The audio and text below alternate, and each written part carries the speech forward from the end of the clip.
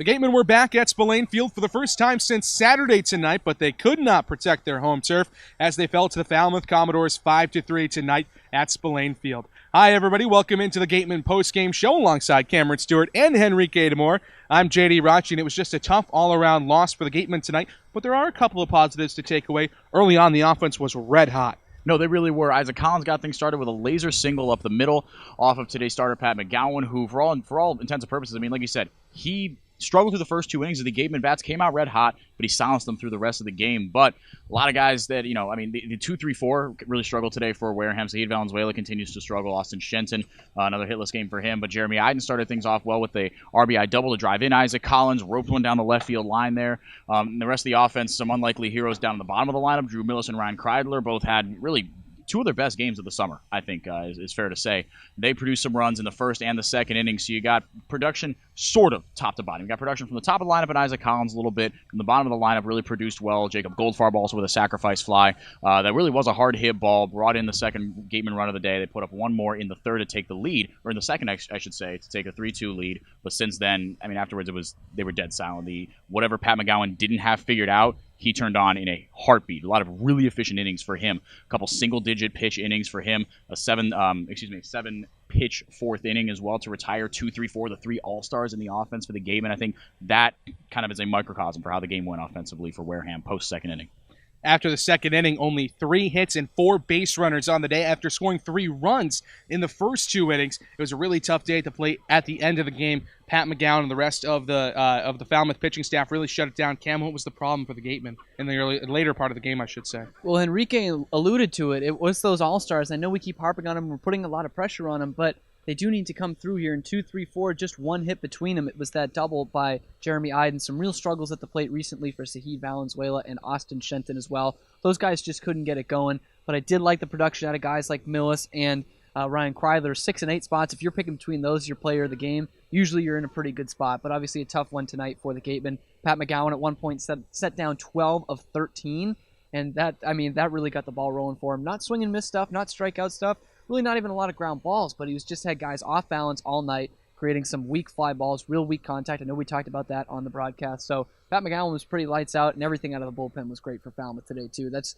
showing why they lead the league in having the lowest ERA in the entire league. You mentioned the 6 and 8 batters, Drew Millis and Ryan Kreidler. It was really tough to decide who we were going to pick for our player of the game today, but we decided to go with Ryan Kreidler, 2 hits and an RBI for the UCLA shortstop, and he joined our Mary Orders after today's game. Thanks, guys. I'm here with tonight's player of the game, Ryan Kreidler. Now, Ryan, you went 2 for 4 with an RBI. What was working for you out there today?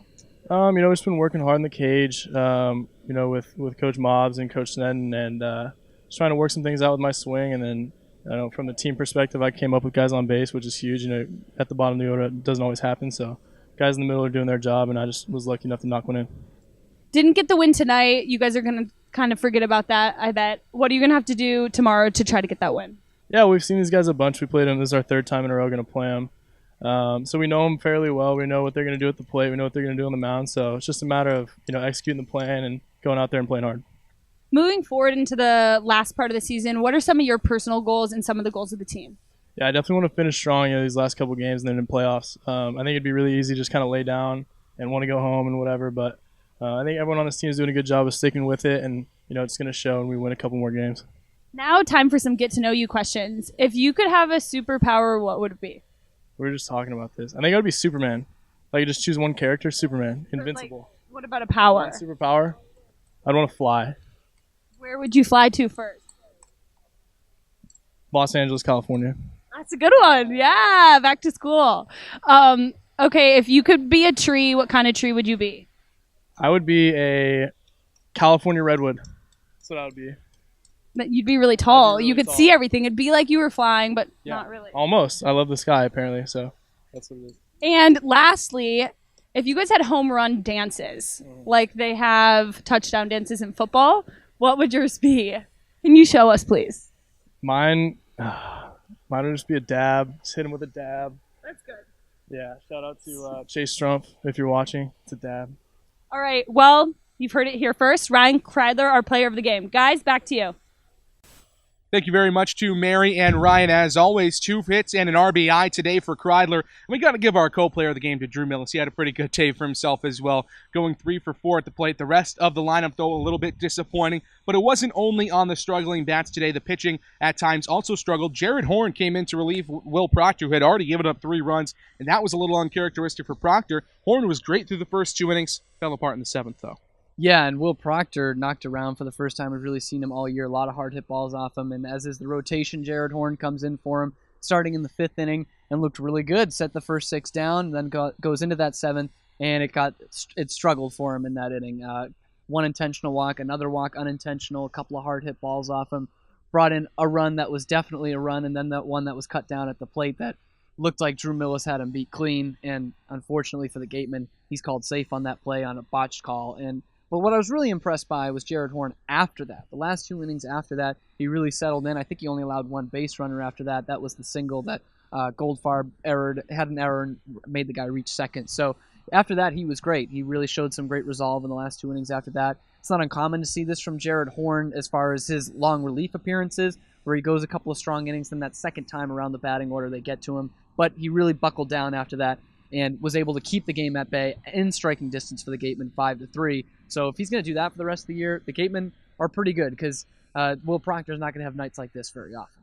So the Gatemen bats and bullpen end up letting them down in the end. But they do have another chance at the Falmouth Commodores tomorrow, the rubber match of a 3-game series between the Commodores and the Gatemen coming up at Spillane Field at 6:30. And it's going to be Matthew Cantorino, the starting pitcher for the West Division in the All-Star game, on the bump for Falmouth. It's going to be a tough matchup for the Gatemen bats again. Yep, and he struck out 2 East Division All-Star bats in the inning that he did pitch. He was in line for the win because that's just kind of how baseball works. But besides the point, I mean, he's a starter. He was the single best pitcher in the West this year, and he's no joke. I mean, he struck out at least 4 guys in every single one of his starts this year. He's gone 5-4, 5-6 in his 4 starts leading up to today. He's got a 1.35 ERA. Opponents are hitting 1.88 against him. Cantorino out of Rice has been absolutely nasty for the Falmouth Commodores in a rotation that's losing Ian Koch and TJ Sycamore. He's going to have a much bigger role to play as the Commodores roll into the playoffs in a first-round matchup that, I mean, this 3-game set, this could be what we're looking at in the first round as these 2 teams look pretty poised to take 2-3 in some respect as,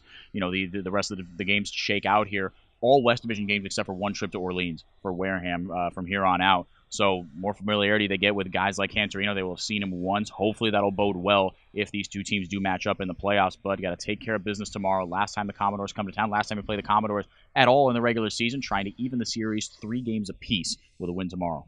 Should be a good one from Spillane Field. The Gatemen will counter Cantorino with another great pitcher in Derek West, who, if he had been on the Cape for the early part of the season, might have been an all-star in his own regard. We'll talk to you then. That first pitch coming up at 6:30, but that'll do it for us here at the Gatemen Postgame Show. For Cameron Stuart and for Henrique DaMour, I'm JD Raucci saying so long and join us tomorrow.